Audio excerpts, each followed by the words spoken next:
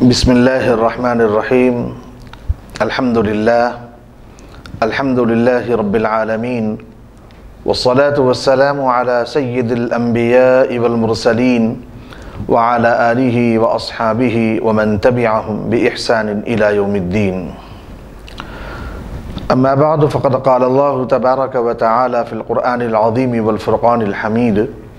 فأعوذ بالله من الشيطان الرجيم، بسم الله الرحمن الرحيم. والله أخرجكم من بطون أمهاتكم لا تعلمون شيئا وجعل لكم السمع والأبصار والأفئدة قليلا ما تشكرون.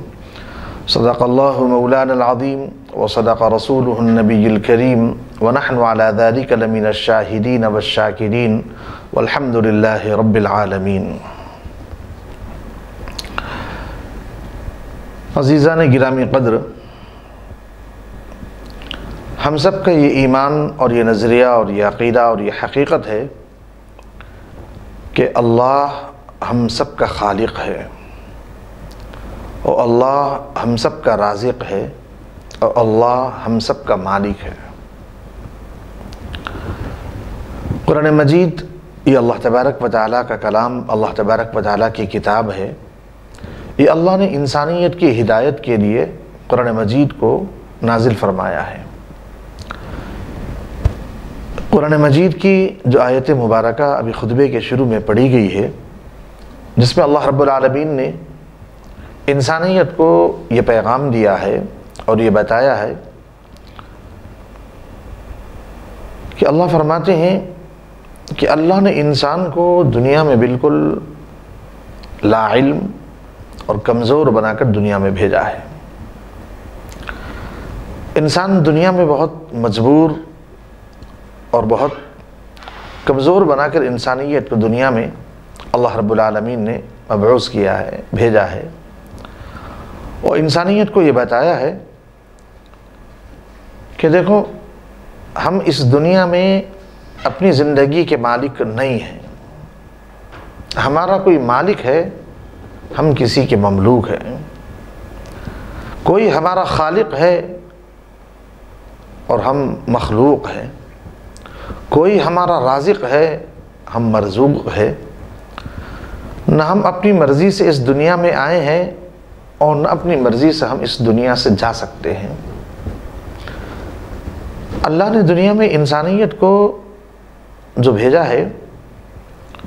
وہ بالکل کمزور اور لا علم بنا کر دنیا میں بھیجا ہے۔ اتنا کمزور بنایا انسانیت کو اللہ نے۔ اللہ فرماتے ہیں کہ انسانیت کو کسی بھی چیز کا علم نہیں تھا۔ ابتداً انسان کو صرف فطری اعتبار سے دو چیزوں کا علم اللہ نے دیا۔ ایک یہ کہ رو کر اپنے تکلیف، اپنی ضرورت کا اظہار کرنا، اور دوسرا ان معصوم ہونٹوں سے اللہ نے اپنے غذا کو چوسنے کی صلاحیت اور سکت دی۔ یہ دو علم انسانیت کو دیے۔ اس سے ہٹ کر انسانیت کے پاس کوئی دوسرا علم نہیں تھا۔ اللہ نے قرآن مجید میں جو تذکرہ فرمایا ہے کہ واللہ اخرجکم من بطون امہاتکم، کہ اللہ نے انسانیت کو ان کی ماؤں کے پیٹ سے نکالا ہے،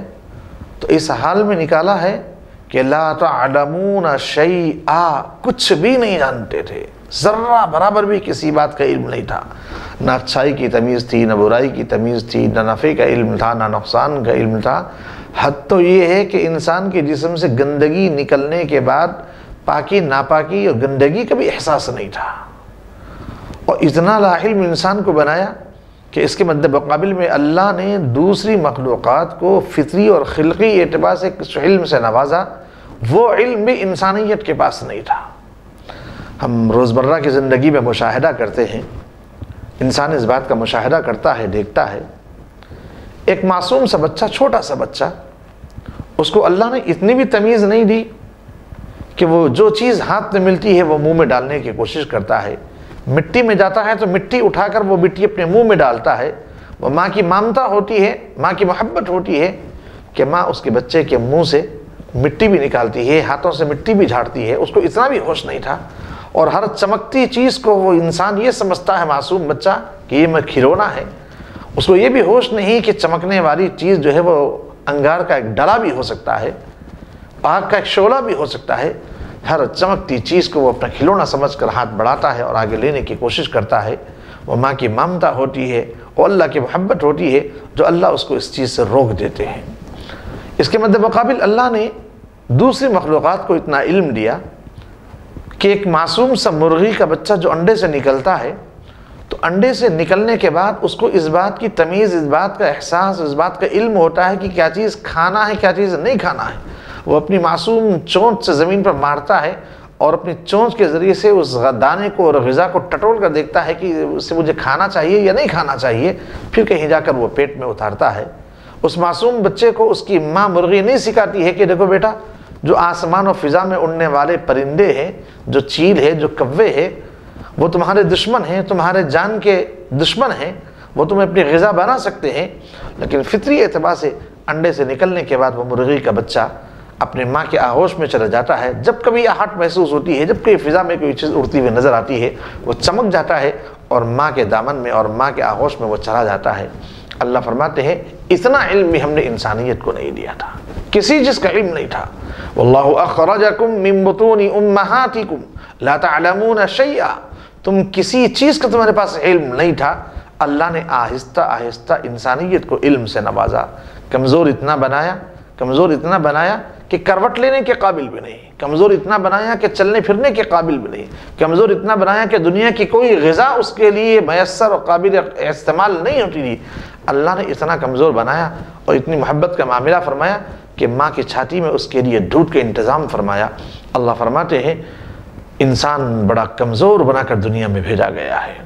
اور انسان کے بارے میں ذکر کیا کہ انسانیت کو اس حقیقت کو سمجھنا چاہیے کہ ہمارے پاس کمزور طریقے سے ہمارا زندگی کا وجود ہوا ہے، اور ایک وقت آئے گا کہ ہمارے زندگی کا خاتمہ ہوگا۔ ہم کمزور بنا کر دنیا میں بھیجے گئے تھے، اللہ نے دنیا میں امتحان کے لیے انسانیت کو بھیجا اور یہ بتایا ایک وقت گزرنے کے بعد انسانیت یہ تصور کرتا ہے کہ یہ چیز میری، یہ چیز میری، میں اس کا مالک، یہ پراپرٹی میری، یہ جائیداد میری، یہ شیئرز میرے، یہ جائیداد میری، یہ چیز میری، یہ فلاں فلاں کی دعوے داری کرتا ہے۔ انسانیت کو بتایا گیا کہ دیکھو دنیا میں اتنا کمزور انسان کو بھیجا گیا ہے کہ انسان دنیا میں ہر آنے والا انسان چاہے وہ شہزادے کے محل میں پیدا ہونے والا بچہ ہو یا ایک جھوپڑ پٹی اور جھوپڑی میں ایک ٹین کے مکان میں پیدا ہونے والا بچہ ہو،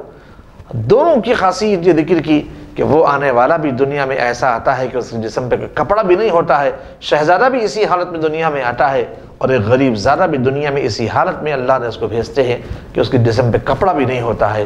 اس حالت میں انسانیت کو فرمایا کہ دیکھو اس طریقے سے انسانیت کی زندگی کی ابتدا ہو رہی ہے۔ انسانیت کو یہ بھولنا نہیں چاہیے اللہ کی نعمتیں ملنے کے بعد کہ میرا خالق کون ہے، میرا مالک کون ہے، میرا رازق کون ہے، کس نے مجھے دنیا میں بھیجا ہے اور کس لیے دنیا میں بھیجا ہے۔ وہ اپنے مقصد حیات کو نہ بھولے، اس لیے انسانیت کو حکم دیا گیا کہ دیکھو اپنے مالک کو پہچانو، اپنے خالق کو پہچانو، اپنے رازق کو پہچانو۔ انسانیت کو بتایا کہ دیکھو ابتدا تمہاری ایسے ہو رہی کہ جسم پہ کپڑا بھی نہیں ہے، اور انتہا کے بارے میں فرمایا کہ ابتدا اور انتہا دونوں چیزوں کے بارے میں تم یاد کرو، غور کرو، تصور کرو۔ ابتدا کے بارے میں یاد کر کے دیکھو میری ابتدا ایسے ہوئی تھی، میں ایسے دنیا میں آیا تھا، اور میری انتہا ایسے ہوگی۔ اردو زبان کا محاورہ بھی ہے، ہم بار بار سنتے بھی ہیں اور بڑے لوگوں کو سمجھانے کے لیے کہتے بھی ہیں کہ دیکھو بیٹا کفن میں کوئی جیب نہیں ہوتا ہے، کسی کے کفن میں جیب نہیں ہوتا ہے، نہ امیر زادے کے کفن میں جیب ہوتا ہے، نہ غریب زادے کے کفن میں جیب ہوتا ہے، جیب کسی کی کفن میں نہیں ہوتا ہے۔ آئے ہو مادرزاد برہنہ تو دنیا سے اس حال میں جاؤ گے کہ جسم پہ جو ہے صرف بغیر سلا ہوا لباس ہوگا، کفن ہوگا جس میں کسی قسم کا کوئی جیب بھی نہیں ہوگا کہ کوئی چیز میں رکھی جا سکے۔ اس لیے فرمایا یہ زندگی اللہ کی دی ہوئی ایک امانت ہے، اللہ کی دی ہوئی ایک امانت ہے، اس زندگی کو اللہ کی مرضیات کے مطابق گزارنا ہے۔ اللہ فرماتے ہیں لا علم انسان کو دنیا میں بھیجا،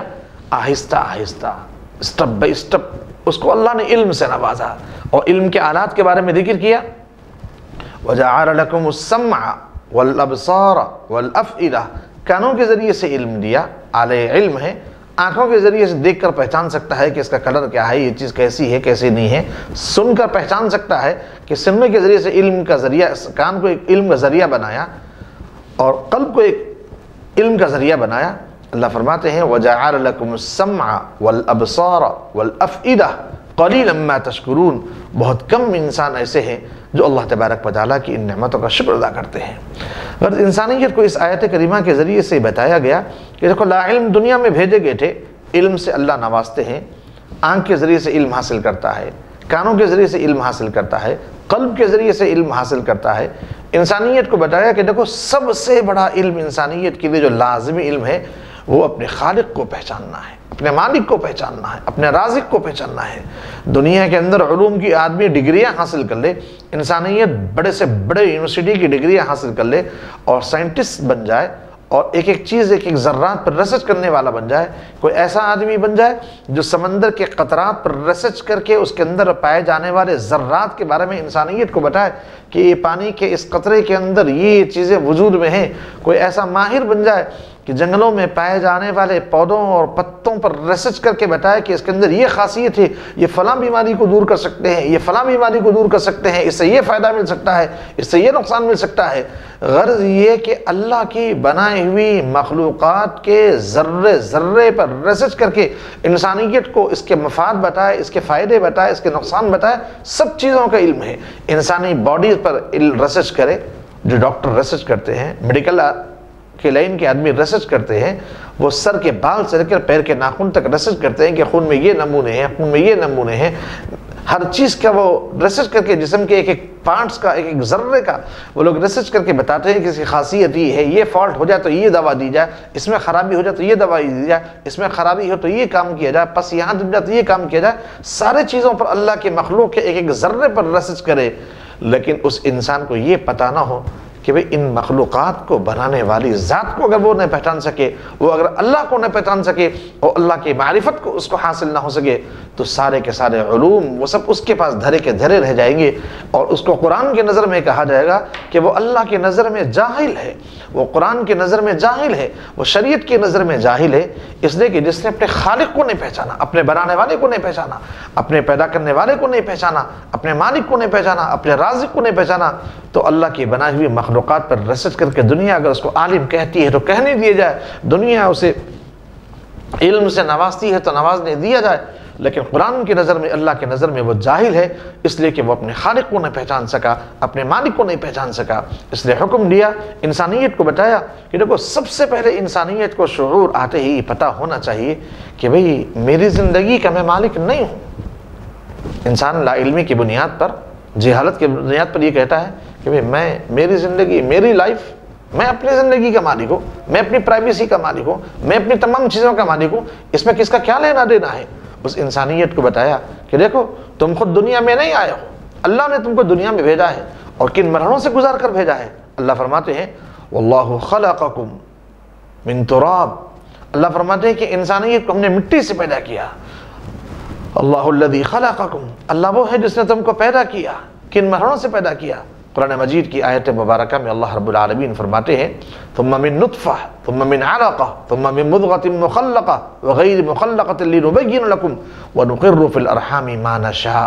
اللہ فرماتے ہیں کہ انسانیت کو کن مرحلوں سے اللہ نے بنایا، ایک ناپاک مادہ منویہ سے انسان کا وجود بخشا، ماں کے پیٹ پہ 70 پردوں میں انسانیت کی تخلیق کی، بنایا، آنکھ بنائی، کان بنائے، ناک بنائے، ہاتھ بنائے، ہاضمے کا نظام بنایا، آنکھوں کا وہ نظام بنایا کہ لاکھوں آنکھوں کے اندر رگیں ہیں جو انسانیت کے لیے کام آنے والے ہیں، دماغ بنایا، ہاتھوں پیر میں فولڈنگ دی، ہاتھوں پیر میں قوت دی، صلاحیت دی، سکت دی۔ اللہ فرماتے ہیں یہ سب کے سب اللہ تبارک و تعالیٰ نے ان مرحلوں سے گزار کر انسانیت کو دنیا میں بھیجا ہے۔ اللہ فرماتے ہیں کہ میرا مقصد بس دنیا میں انسانیت کو بھیجنے کا اتنا ہے کہ انسانیت کو پتہ چلے کہ بھئی میرا کوئی خالق ہے، میرا کوئی مالک ہے، میرا کوئی رازق ہے، میں اپنی مرضی کا مالک نہیں ہوں، میں کسی کی پراپرٹی ہوں، کسی نے مجھے بنایا ہے، کوئی میرا مالک ہے، میں مملوک ہوں، کوئی میرا خالق ہے، میں مخلوق ہوں، کوئی میرا رازق ہے، میں مرزوق ہوں۔ یہ انسانیت کو پتہ چلے اور اسی نظریے سے زندگی گزرنے کا حکم دیا کہ دیکھو میں اپنی زندگی کا مالک نہیں ہوں، اللہ وہ ہے جس نے زمین و آسمان کو بنایا، ایک نظام اللہ کا چل رہا ہے۔ انسانیت کو معلوم ہونا چاہیے کہ اتنی بڑی کائنات میں، اتنی بڑی دنیا میں، مشرق سے لے کر مغرب تک، شمال سے لے کر جنوب تک، رب المشرقین و رب المغربین،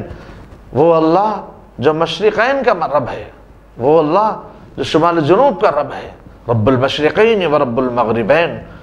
یہ اللہ آپ پورے جہاں کے مالک ہیں، اتنی بڑی دنیا آپ نے بنائی ہے، اتنی بڑی کائنات آپ نے بنائی ہے، اور اتنی بڑی کائنات میں، اتنی بڑی دنیا میں انسانیت کو جو حصہ دیا گیا ہے، فرمایا کہ بہت کم وقت تم کو دیا گیا ہے۔ اور زندگی کے بارے میں تو قرآن مجید میں اللہ رب العالمین نے صاف لفظوں میں انسانیت کو بتایا کہ دیکھو یہ جو زندگی دی ہوئی اللہ کی ہے وہ ایک امانت ہے، ایک امانت ہے، یہ ایسی امانت ہے کہ زندگی کے بارے میں ذکر کیا کہ کب زندگی راغب مفارقت دی جانے والی ہے، کب زندگی کے سانس اللہ روکنے والے ہیں، اور کس انسانی زندگی کی روح اللہ نکالنے والے ہیں، انسانیت کو خود نہیں پتہ ہے۔ فرمایا زندگی کے بارے میں قرآن مجید نے جو نظریہ بیان کیا، آج ہم یہ تصور کرتے ہیں کہ بھئی میرے زندگی کا میں مالک ہوں، ابھی نہیں جاؤں گا دنیا سے، ابھی کافی وقت مجھے دنیا میں جینا ہے، ابھی ہوئی کیا میری عمر، ابھی میری عمر ہوئی کیا، ابھی تو میں نے زندگی کی بہاریں ہی نہیں دیکھی، ابھی تو مجھے بوڑھا ہونا ہے، جوان ہونا ہے، بوڑھا ہونا ہے، بہت بہاریں زندگی کی دیکھنا ہے۔ اللہ فرماتے ہیں قرآن مجید کی آیت مبارکہ میں، او میرے بندو زندگی کے بارے میں اس نظریے پر ہمیشہ قائم رہنا، وَمَا الْحَيَاةُ الدُّنْيَا إِلَّا مَتَاعُ الْغُرُورِ إِلَّا مَتَاعُ الْغُرُورِ۔ یاد رکھو انسانی زندگی صرف ایک فراڈ ہے، ایک دھوکہ ہے، کب پتہ نہیں انسانی زندگی کا خاتمہ ہوگا، انسانیت کو کچھ علم نہیں ہے۔ اور موت کے بارے میں ذکر کیا کہ جب موت کا فرشتہ آتا ہے تو کسی معصوم بچے کو جو اپنی ماں کی گود میں لیٹ کر غذا استعمال کر رہا ہے اور ماں کا دودھ پی رہا ہے، فرشتہ اس پہ بھی رحم نہیں کرتا ہے،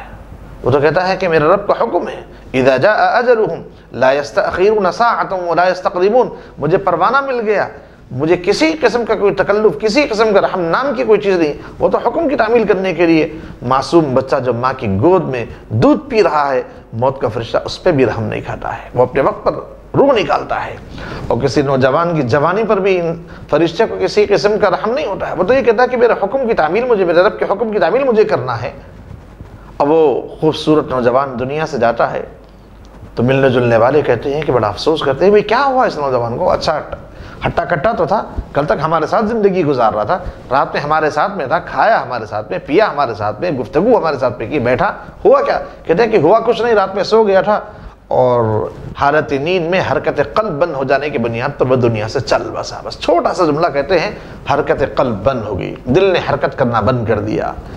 ہمیں معلوم ہونا چاہیے ہمارا یہ جو دل ہے، اس دل کے اللہ مالک ہے، اس دل کے اللہ مالک ہے، اور اس دل میں جو حرکت ہو رہی ہے وہ اللہ کے حکم سے ہے۔ جب تک اللہ کا حکم رہے گا یہ دل حرکت کرتا رہے گا، زندگی کی سانسیں باقی رہیں گی۔ جب دل نے حرکت کرنا بند کر دیا تو دنیا کہتی ہے کہ کچھ نہیں ہوا، بھئی کچھ نہیں ہوا، نوجوان کو اپنی جگہ پر ہے، آنکھ اپنی جگہ پہ، کان اپنی جگہ پہ، زبان اپنی جگہ پہ، ہاتھ اپنی جگہ پہ، پیر اپنی جگہ پہ، سر کے بال سے لے کر پیر کے ناخن تک ایک بال بھی اس کے جسم سے نہیں ہٹا ہے، لیکن ہوا کیا؟ کہتے ہیں کہ نہیں، صرف روح نکل گئی ہے، سب اپنی جگہ پہ قائم ہے، صرف روح نکل گئی ہے۔ اللہ فرماتے ہیں یہی تو میرا حکم ہے، یہی تو میرا حکم ہے، قُلِ الرُّوحُ مِنْ أَمْرِ رَبِّي، کہہ دیجئے اے نبی صلی اللہ علیہ وسلم، روح میرے رب کا حکم ہے۔ جب اللہ حکم دیتے ہیں تو جب ماں کے پیٹ میں بچہ بنتا ہے تو اللہ کے حکم سے فرشتے اس کے جسم میں روح ڈالتے ہیں، جب اللہ کا حکم ہوتا ہے تو اس کے جسم سے روح نکال دی جاتی ہے۔ اس لیے حکم دیا، قرآن مجید میں فرمایا وَمَا الْحَيَاةُ الدُّنْيَا إِلَّا مَتَاعُ الْغُرُورِ، انسانی زندگی صرف ایک فراڈ ہے، ایک دھوکہ ہے۔ کبھی خوش فہمی میں نہ رہنا کہ زندگی ابھی اتنی ہو گئی ہے، اتنی ہو گئی ہے، اور اتنی ملے گی، اور اتنی ملے گی۔ فرمایا کہ کبھی بھی داغ مفارقت زندگی دی جا سکتی ہے، اس کو اسباب کی تلاش نہیں ہے، وہ بے اسباب موت کے گھاٹ اتار دیا جاتا ہے انسان۔ اس لیے حکم دیا زندگی ایسی گزارو، اس تصور سے گزارو کہ میری زندگی کا میں مالک نہیں ہوں، کوئی ہے جو میرا مالک ہے، میں مملوک ہوں، اور مجھے زندگی ایسی گزارنا ہے کہ سب کچھ میرے پاس ہے کیا، میرا اپنا کچھ نہیں۔ جب میں دنیا میں آیا تو میرے جسم پہ کپڑا بھی نہیں تھا، اور جب میں دنیا سے جاؤں گا تو میرے جسم پہ سوائے کفن کے کچھ اور نہیں ہوگا، ساری چیزیں مجھے دنیا میں چھوڑ کر ہی جانی ہے۔ تو حکم دیا کہ زندگی اس نظریے، اس تصور سے گزارو کہ اللہ کے بتائے ہوئے تعلیمات پر زندگی گزارو، اللہ کے بتائے ہوئے احکامات کے مطابق زندگی گزارو، اس تصور کے ساتھ زندگی گزارو کہ بھئی میری زندگی کا مالک میں نہیں ہوں، یہ میرے اعضاء ہیں، آج میرے تابع ہے، آج آنکھ میری تابع ہے، میں جہاں حکم دیتا ہوں میری آنکھ نگاہیں اٹھتی ہے اور چلی جاتی ہے، میرے دل میں جذبہ پیدا ہوتا ہے، دل حکم دیتا ہے، ہاتھ حرکت کرنا شروع کرتا ہے، میرے دل میں جذبہ پیدا ہوتا ہے، میرا دل حکم کرتا ہے، میرے قدم چلنا شروع کرتے ہیں۔ فرمایا یہ زندگی میں تمہارے تابع ہیں، یہ تصور نہ کرنا کہ یہ تمہارے تابع ہیں تو تم اس کے مالک ہو۔ فرمایا کہ ایک ایک چیز اللہ کی دی ہوئی ایک امانت ہے، اور یہ امانت کا احساس جب ہوگا، قرآن مجید کی آیت مبارکہ میں اللہ رب العالمین فرماتے ہیں جب میدان محشر برپا ہوگا، قیامت میں حساب و کتاب کیا جائے گا، تو اللہ اس وقت جیسے انسان کا مزاج ہے دنیا میں کوئی کارنامے انجام دیتا ہے فوراً مکر جاتا ہے کہ میں نے یہ کام نہیں کیا. خیر اب تو زمانہ نے ترقی کرتے ہوئے وہ حال پہ زمانہ آ گیا ہے، انسان کو مکرنے کا بھی اب کوئی موقع نہیں ہے. کیمرے لگے ہوئے ہیں، رات کی تاریکی میں بھی وہ کرائم کرے گا، رات کی تاریکی میں بھی کوئی جرم کرے گا تو وہ بھی اس کو محفوظ کر کے رکھتے ہیں. کل کو صبح آنے کے بعد وہ نہیں کہہ سکتا ہے کہ بھئی یہ میں نے نہیں کیا. ایک ایک حرکت بتا دی جائے گی، آپ یہ لباس پہن کر آئے تھے، یہ قدم پہلے آپ نے رکھا تھا، یہ ہاتھ سے آپ نے یہ چیز اٹھائی، آپ نے یہاں دیکھا، آپ نے یہاں دیکھا. ساری چیزیں محفوظ کر کے رکھی جا رہی ہے، بدلنے اور مکرنے کا معاملہ ہی نہیں ہے. دنیا میں آج یہ ترقی کرتے ہوئے اللہ رب العالمین نے انسانیت کو علم سے نوازا. اللہ فرماتے ہیں کہ کل کو میدان محشر میں ایسا ہو سکتا ہے کہ انسان برے کارنامے غلط کارنامے انجام دے کر مکر جائے. اللہ فرماتے ہیں کہ وہاں معاملہ ایسا ہوگا جب میدان محشر برپا ہوگا. اللہ فرماتے ہیں ہم سورہ یاسین کی روز تلاوت کرتے ہیں، عام حضرات کا معمول ہے، حفاظ بھی تلاوت کرتے ہیں. فجر کے بعد سورہ یاسین پڑھنے کا ایک عمومی ماحول ہے. ہم قرآن مجید کی جب سورہ یاسین کی تلاوت کریں، جب اس آیت مبارکہ پر پہنچے تو کچھ دیر کے لیے غور کر کے دیکھیں بھئی یہ آیت مبارکہ جو ہم پڑھ رہے ہیں اس میں اللہ کیا حکم دے رہے. کل کو یہ معاملہ میرے ساتھ بھی ہوگا. اللہ میدان محشر میں ایسا کریں گے کہ انسان کے منہ پر مہر لگا دیں گے. الیوم نختم علی افواہہم، آج انسان کے منہ پر مہر لگا دیں گے. میدان محشر میں قیامت میں مہر لگا دی جائے گا، منہ سل کر دیا جائے گا. پھر کیا ہوگا؟ وتکلمنا ایدیہم، یہ ہاتھ بولنا شروع کر دیں گے، یہ انگلیاں بولنا شروع کر دیں گے. وتشہد ارجلہم بما کانوا یکسبون، یہ پیر بولنا شروع کر دیں گے کہ یا اللہ یہ آپ نے اس کو پیر سے نوازا تھا، قدموں سے نوازا تھا، یہ قدم آپ کی نافرمانی میں فلاں جگہ بھی گئے، فلاں جگہ بھی گئے، فلاں جگہ بھی گئے، فلاں جگہ بھی گئے. ہاتھ بولیں گے، پیر بولیں گے، کان بولے گا، آنکھ بولے گی، سارے اعضاء بول پڑیں گے. انسانیت حیرانگی کے عالم میں کہے گا کہ اللہ کیا ہو گیا ہے، یہ ہاتھ تو میرے ہی تھے، یہ پیر تو میرے ہی تھے، کل کا دنیا میں میری فرما برداری کرتے تھے، میں جہاں چاہتا میری نگاہیں اٹھ جاتی، میں جو چاہتا میں کان سننا شروع کر دیتے، میں جو چاہتا ہاتھ وہ حرکت کرنا شروع کرتا، میں جہاں چاہتا قدم میرے چلنا شروع کرتے. یہ میرے ہی جسم ہے، یہ میرے ہاتھوں پیر ہے، یہ کسی اور کے ہے. اللہ نے انسانیت کو دنیا میں بتایا کہ دیکھو تم اپنی زندگی کے مالک نہیں ہو، تمہارا کوئی مالک ہے جو تم کو سارا نظام تم کو دے رہا ہے. اللہ فرماتے ہیں پیٹ پہ غذا اللہ کی دی ہوئی، جسم پہ لباس اللہ کا دیا ہوا، آنکھوں میں بینائی اللہ کی دی ہوئی، زبان سے گویائی کی قوت اللہ کی دی ہوئی، کانوں سے سننے کی صلاحیت اللہ کی دی ہوئی، ہاتھ و پیر میں فولڈنگ اور موونگ کی صلاحیت اللہ کی دی ہوئی. اللہ فرماتے ہیں کہ ساری چیزیں میرے دیے ہوئے ہیں. کبھی انسان غور کر کے دیکھے میں دنیا میں آیا ہوں تو کیا آنے سے پہلے میں نے اللہ سے دعا کی تھی، اللہ سے کہا تھا، گزارش کی تھی اللہ میرا چہرہ ایسا بنانا، میرا قد اتنا بنانا، میرا جسم ایسا بنانا. اللہ نے اپنی مرضی سے بنایا جیسا مجھے بنانا چاہیے تھا. ہر انسان کو بنایا. اللہ فرماتی کہ تمہاری مرضی کا کوئی عمل دخل نہیں. جب تمہیں دنیا میں بھیجنا تھا ہم نے دنیا میں بھیجا. ہم نے یہ نہیں کہا تھا کہ اللہ مجھے 2020 تک زندہ رکھنا یا فلاں سن میں مجھے پیدا کرنا. اللہ فرماتے کہ میری مرضی، میں جیسے چاہے نظام بناؤں. تم میرے مملوک ہو، میں تمہارا مالک ہوں، تم میری فرما برداری کرو، تم میری اطاعت کرو. بس مطالبہ تم سے یہی ہے کہ تم میری فرما برداری کی زندگی گزارو. آج ذرا ہم غور کر کے دیکھیں، ہم تو ایمان والے بندے ہیں. ہمیں ناز اپنے ایمان پر ہم لوگوں کے سامنے کہتے ہیں کہ بھئی ہم ایمان والے ہیں، فلاں غیر ہے، وہ دوسرا ہے، وہ غیر ہے، وہ اللہ کو نہیں مانتا. ماننے والے بندے تو غور کر کے دیکھیں، ہم رب کو مانتے ہیں، ہم اپنے الہ کو مانتے ہیں، خالق کو مانتے ہیں، مالک مانتے ہیں، رازق مانتے ہیں. ہم جناب محمد رسول اللہ صلی اللہ علیہ وسلم کو ہادی مانتے ہیں، پیغمبر مانتے ہیں، نبی مانتے ہیں، اپنا رہنما مانتے ہیں. ہم ذرا غور کر کے دیکھیں، ہم سب کچھ ماننے والے اگر ہم اللہ اور اللہ کے نبی صلی اللہ علیہ وسلم کی اطاعت اور فرمانبرداری کے لیے آمادہ نہ ہوں تو کیا کسی غیر کے سامنے قرآن مجید کی آیتیں پڑھ کر سنائی جائیں گی؟ کسی غیر کے سامنے نبی کا اسوہ بیان کیا جائے گا؟ کسی غیر کے سامنے نبی کی سنتیں بیان کی جائے گی؟ کسی غیر کے سامنے نبی کا اسوہ، نبی کے کلچر، نبی کی تہذیب، نبی کا تمدن بتایا جائے گا؟ ہم ذرا غور کر کے دیکھیں، ہم اللہ کے ماننے والے ہیں، ہم اللہ کے نبی صلی اللہ علیہ وسلم کی امتی ہیں، ہم اللہ کے نبی صلی اللہ علیہ وسلم کو ہادی و برحق مانتے ہیں. ہم ذرا غور کر کے دیکھیں بھئی میرے قلب میں بھی تو ایمان ہے، مجھے بھی تو میرا دل دماغ یہ کہہ رہا ہے کہ کوئی میرا خالق ہے، کوئی میرا مالک ہے، کوئی میرا رازق ہے جس نے مجھے دنیا میں بھیجا ہے. کھا اسی کا رہا ہوں، پی اسی کا رہا ہوں، جسم پہ لباس اسی کا دیا ہوا ہے. اللہ قرآن مجید میں انسانیت کو سوال کرتے پوچھتے ہیں انتم تزرعونہ ام نحن الزارعون، کھیتی باڑی تم کرتے ہو، یہ زمین سے اناج ہم اگاتے ہیں. اللہ پوچھتے ہیں انسانیت سے. ہم ذرا غور کر کے دیکھیں، اسی لیے حکم دیا کہ دیکھو زندگی کے مقصد حیات کو پہچانو، زندگی کے مقصد حیات کو پہچانو، کیوں اللہ نے ہمیں دنیا میں بھیجا ہے، کیا مقصد ہے، کیا اللہ اتنی بڑی کائنات کے اندر ہم کو ایمان سے نوازا ہے تو ہمیں زندگی کیسی گزارنی ہے، ہم کو کیا ذمہ داریاں ہمارے اوپر ہے، کیسے ہم اللہ کی فرما برداری کریں، کیسے بھٹکے ہوئے لوگوں کو اللہ کے راستے پر بلائیں، اور کیسے اللہ کے نہ ماننے والوں کو اللہ کے وحدانیت کی تعلیم دے، انہیں بتائیں کہ بھئی یہ سورج ایسی اپنی مرضی سے روز نہیں نکل رہا، نہیں ڈوب رہا ہے، یہ چاند اپنی مرضی سے ایسے نہیں نکل رہا، ایسے نہیں ڈوب رہا ہے، اس کے پیچھے میرا مالک ہے، میرا خالق ہے۔ اللہ فرماتے ہیں اللہ الذی سخر الشمس والقمر والنجوم مسخرات بامرہ، اللہ وہ ہے جس نے سورج کو، چاند کو، ستاروں کو آسمان پر مسخر کیا ہے، اللہ وہ ہے، اللہ فرماتے ہیں اللہ الذی انزل من السماء ماء، اللہ وہ ہے جو آسمان سے بارش نازل کرتا ہے، اللہ وہ ہے اللہ الذی خلقکم ثم یمیتکم ثم یحییکم، اللہ وہ ہے جو انسانیت کو پیدا بھی کرتا ہے اور انسانیت کو موت کے گھاٹ بھی اتارتا ہے۔ موت و زیست اللہ کے ہاتھ میں ہے، زندگی اور موت اللہ کے ہاتھ میں ہے۔ ہم بتائیں لوگوں کو،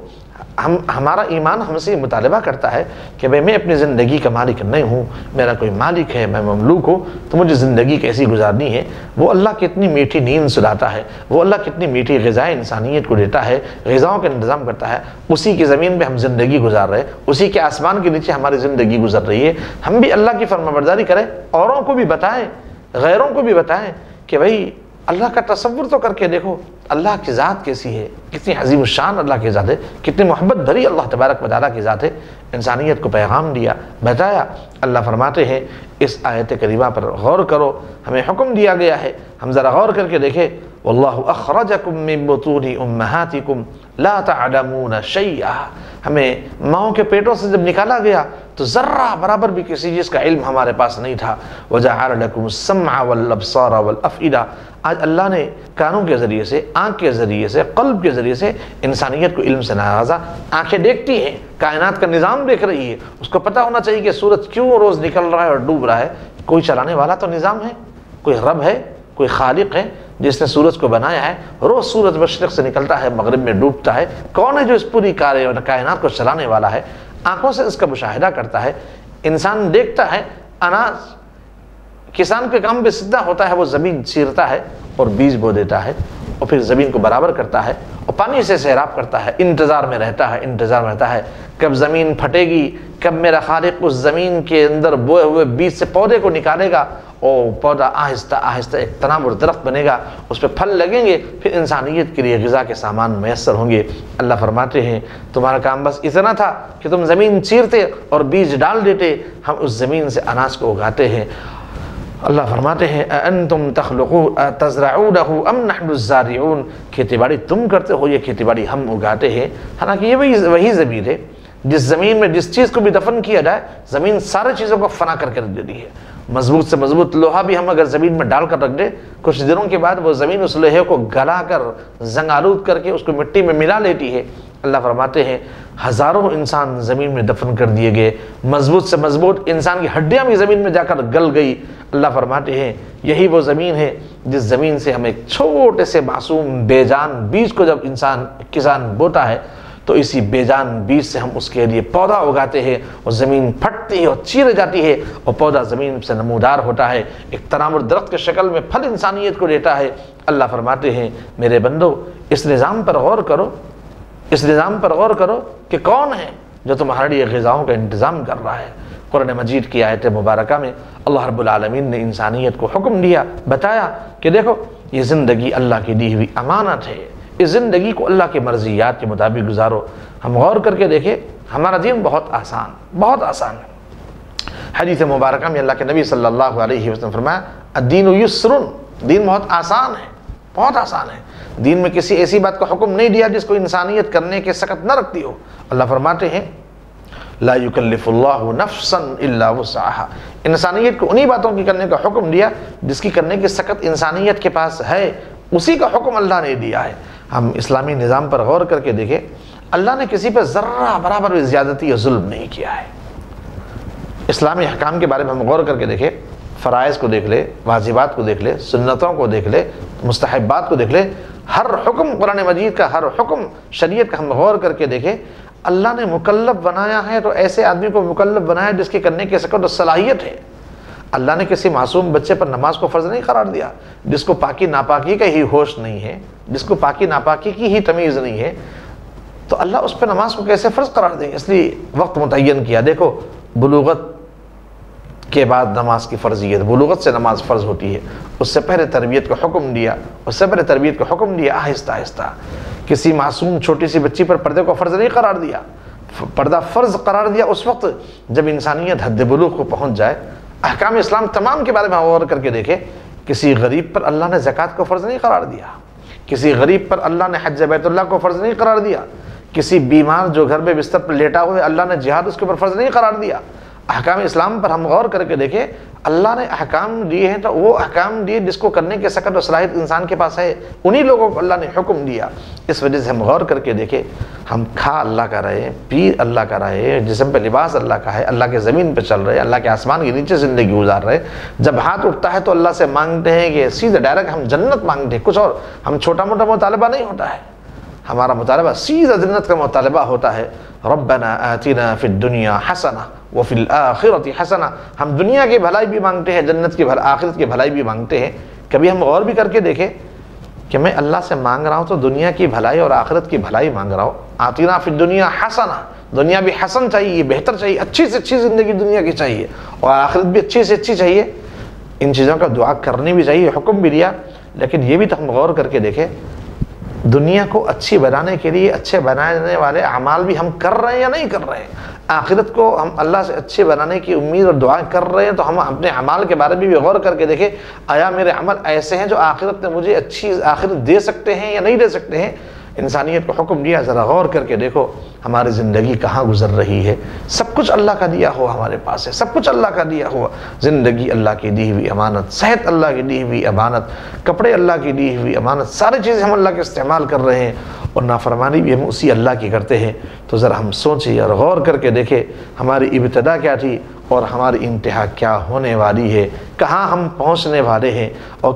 کیا ہمارا انجام ہونے والا ہے۔ اس لیے حکم دیا زندگی کا ایک ایک قدم سوچ سوچ کر گزارو، سوچ سوچ کر گزارو۔ اور یہ زندگی بہت تیزی سے آگے بڑھ رہی ہے، بہت تیزی کے ساتھ زندگی گزر رہی ہے۔ انسانیت دھوکے میں ہوتی ہے کہ شاید میری عمر بڑھ رہی ہے، عمر بڑھ نہیں رہی ہے، بلکہ زندگی اختتام کی جانب پہنچ رہی ہے۔ اور بڑے اللہ والے فرماتے ہیں زندگی کی مثال دیتے ہوئے، کہتے ہیں کہ ہو رہی ہے عمر مثل برف کی طرح،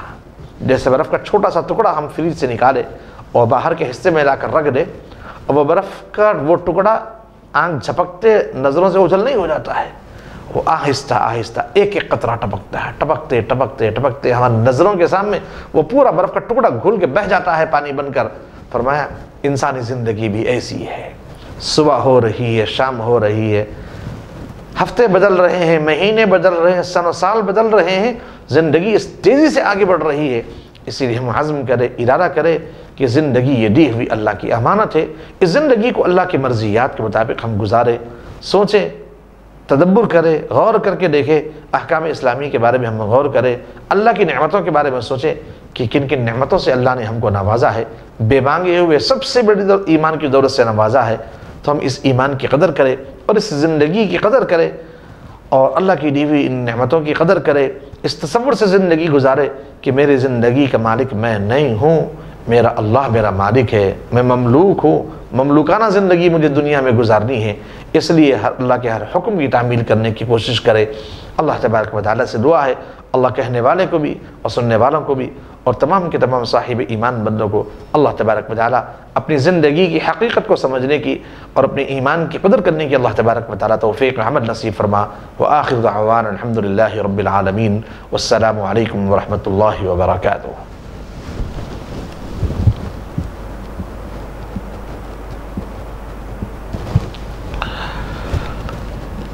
بسم اللہ الرحمن الرحیم۔ ایک چھوٹی سی حدیث مبارکہ ہے جو انسانیت کو چاہیے، اہل ایمان کو چاہیے کہ اس حدیث مبارکہ کو اگر وہ اپنے سینے میں اپنے دل میں بٹھا کر رکھے گا